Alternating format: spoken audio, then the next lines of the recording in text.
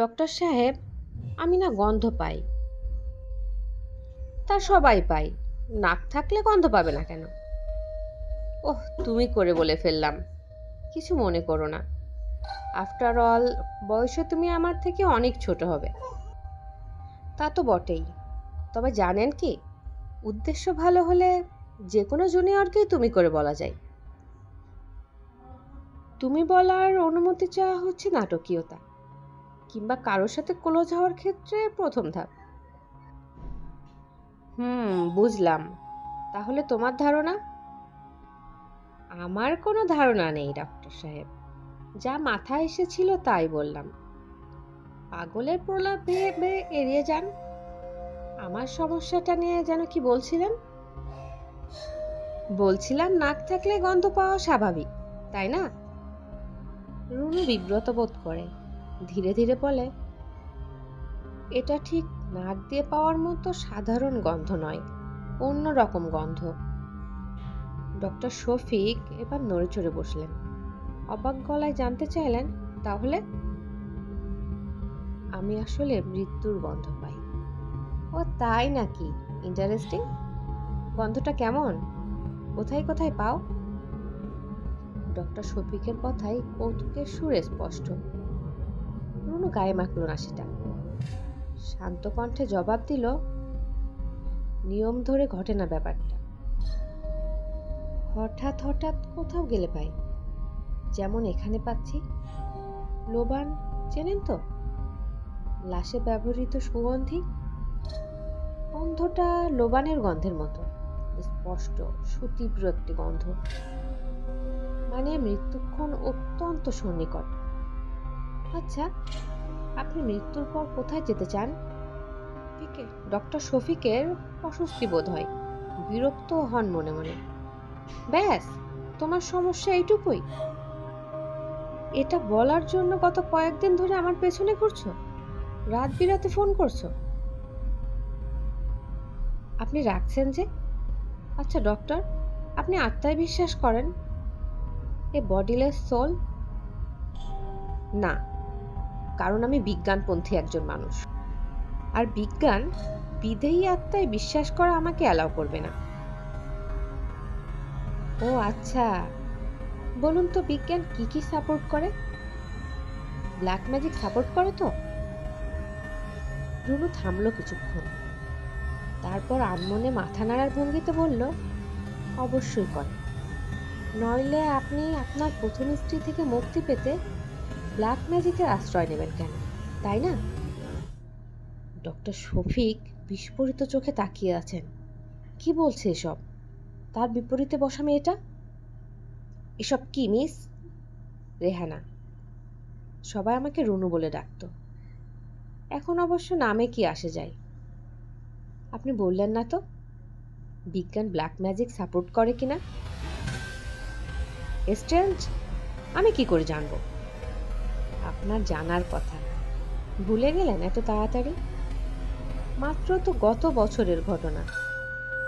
বদিতান্ত্রিক থেকে একটা মোমের মূর্তি এনে তাতে পিন ফুটিয়ে দিলেন, আর আপনার স্ত্রী প্যারালাইজড হয়ে গেল। এতেও আপনার মন না ভরায় আবার গেলেন সেই তান্ত্রিকের কাছে। What rubbish! এবার বড় কোনো আয়োজন, আরো বেশি শক্তির প্রয়োগ। আপনার স্ত্রী তার এক ভাগ্নিকে নিয়ে রোড অ্যাক্সিডেন্টে মারা গেল। ব্ল্যাক ম্যাজিকের কত ক্ষমতা! আচ্ছা, একটা সায়েন্স, তাই না? অকাল্ট সায়েন্স বলে একে। নয়তো আপনার মতো বিজ্ঞানপন্থী মানুষ বিশ্বাস করবে কেন?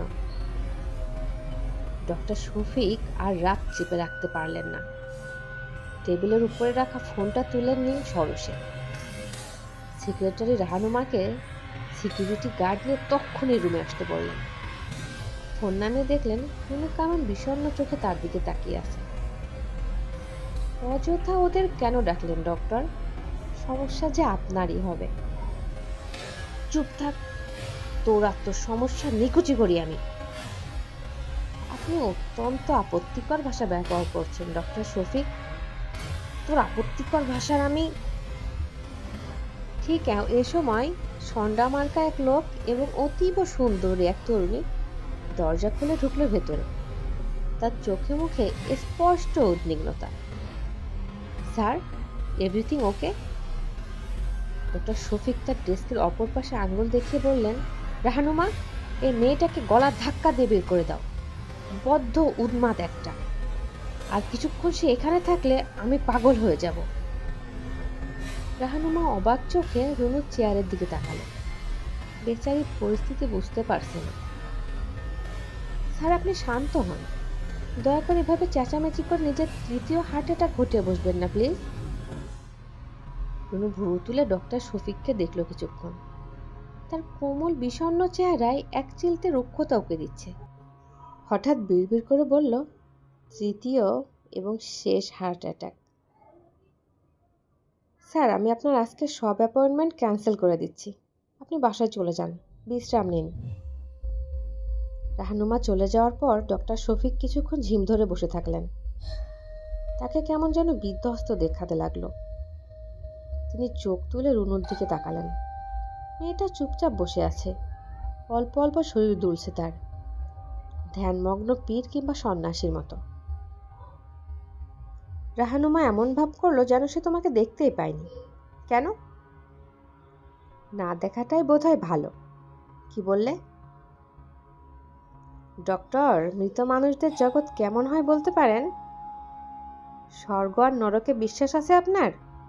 দেখো, নেই তাই না? আমি জানতাম। আচ্ছা, আপনার প্রথম স্ত্রী কোথায় স্থান পেয়েছে বলে আপনার মনে হয়? ডক্টর শফিক পকেট থেকে লাইটার আর সিগারেট বের করলেন। অনেকটা সময় নিয়ে সিগারেটে আগুন সংযোগ করলেন। তারপর ড্রয়ার থেকে কিছু একটা নিয়ে আলগোছে পকেটে ভরলেন। রুনু এর সবই খেয়াল করলো। তার ঠোঁটে সূক্ষ্ম একটা হাসি উকি দিয়ে মিলিয়ে গেল। ততক্ষণে ডক্টর শফিক উঠে দাঁড়িয়েছেন। চিন্তিত ভঙ্গিতে পায়চারি করছেন এখন। তুমি কি রাবেয়ার কিছু হও? হতাম। এখন সেটা কোনো অর্থই বহন করে না। হতে এখন সেটা কোনো অর্থই বহন করে না মানে কি এর? এর মানে হবে কিছু একটা। আমার এই রুম যে সাউন্ড প্রুফ, এটা জানো? ডক্টর শফিক এখন রুনুর ঠিক পেছনে রয়েছেন। ব্যাপারটা লক্ষ্য করে হাসলো সে। জানি তো। আর এই জন্য আপনার আগের সেক্রেটারির করুণ আর্তনাদ কেউ শোনেনি। পেছনে কোনো কিছু পড়ে যাওয়ার শব্দ শুনে তাকিয়ে দেখে ডক্টর শফিক হতভম্ব হয়ে দাঁড়িয়ে আছেন। তার পায়ের কাছে পড়ে আছে চকচকে একটি রিভলভার। রুনু হাত বাড়িয়ে রিভলভারটা করিয়ে নিল। ডক্টর শফিকের দিকে তাক করে ধরে বলল, আপনার এই রুমটা তো সাউন্ড প্রুফ তাই না? তাহলে গুলির শব্দ কেউ শুনবে না। আগের বার যেমন শোনেনি।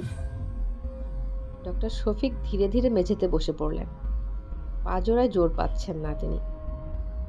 তুমি কে আসলে বলবে? আমি কে? এটা এখন কোনো অর্থ বহন করে না। আপনার সায়েন্স ঈশ্বরে বিশ্বাস এলাও করে তো ডক্টর? আমার মনে হয় করে। কেন মনে হয় বলবো? ডক্টর শফিক চুপচাপ তাকিয়ে রইলেন, কিছু বললেন না। রুনু নিজের চেয়ারটা ঘুরিয়ে নিয়ে বসলো। এখন সে লোকটার চোখের দিকে তাকিয়ে কথা বলতে পারবে। আপনি রোজ রাতে একটা স্বপ্ন দেখেন, খুব জীবন্ত একটা স্বপ্ন, যেখানে ঈশ্বরের নির্দেশে একটা বিকট দর্শন প্রাণী আপনাকে তাড়া করে। কারণ আপনার পাপের সীমা বহু আগেই পেরিয়ে গেছে। প্রতি রাতে একই স্বপ্ন, বিকট দর্শন প্রাণীটা আপনাকে তাড়া করে, করেই যায়। কখনো প্রাণীটার চেহারা আপনার মৃতা স্ত্রীর মতো, আবার কখনো সেই সেক্রেটারির মতো, তাই না? লক্ষ্য করে ডক্টর শফিকের শরীর থরথর করে কাঁপছে। চোখে অপ্রকৃতস্থ একটি দৃষ্টি। তারপর প্রাণীটা আপনাকে তাড়া করতে থাকে আর আপনি ছুটতে থাকেন, ছুটতেই থাকেন বিস্তীর্ণ এক মাঠ ধরে। তারপর হঠাৎ হোঁচট খেয়ে পড়ে যান। নিজের ঘাড়ের উপর তখন সেই বিকট দর্শন প্রাণীটার নিঃশ্বাস টের পান। ধর্মর করে উঠে আবার ছোটেন আপনি। Stop, for gods sec stop, just stop it. Doctor Shafiq বুকের বাঁ পাশটা চেপে ধরে চেঁচিয়ে ওঠেন, তনু তবুও থামে না। হিংস্র গলায় দ্বিগুণ জোরে চেঁচিয়ে বলে, আবার পড়ে যান, আবার উঠে দৌড়ান, দৌড়াতেই থাকেন, আবার হোঁচট খেয়ে পড়ে যান। তখন প্রাণীটা আপনাকে প্রায় ধরে ফেলে। বিকট দর্শন প্রাণী, যার চেহারা আপনার মৃতা স্ত্রী কিংবা সেই সেক্রেটারির মতো। ডক্টর শফিক তখন হঠাৎ অস্ফুট স্বরে কিছু একটা বলে মেঝেতে গড়াগড়ি খেতে থাকেন, ঠিক ডাঙায় ওঠানো মাছের মতো। গোঙাচ্ছেন বুকের বাপাস চেপে ধরে, আর মুখ দিয়ে অনবরত ফেনা ঝরছে। সেদিকে তাকে রনু বলে, মৃত্যুর গন্ধটা এখন আরো স্পষ্ট, আরো তীব্র। ঠিক এমন একটা গন্ধই সেদিন গাড়িতে পেয়েছিলাম আমরা, আমি আর রাবেয়া খালামণি, যখন আগুনে ঝলসে যাচ্ছিল আমাদের পুরো শরীর। মাংস পোড়া গন্ধ পাইনি, তবু মৃত্যুর গন্ধ পেয়েছিলাম, লোবানের গন্ধের মতো, স্পষ্ট, তীব্র। রাহানুমা বাসায় ফেরার আগে ডক্টর শফিকের রুমে একবার উঠে দেয়। দেখে ডক্টর শফিক দেয়ালে হেলান দিয়ে মেঝেতে বসে আছেন। তার খোলা চোখ জোড়ায় বিস্ফোরিত দৃষ্টি, যেন ভারী আশ্চর্যজনক কিছু দেখলেন মাত্র। বাতাসে লোবানের ভ্যাপসা একটা গন্ধ ভেসে বেড়াচ্ছে।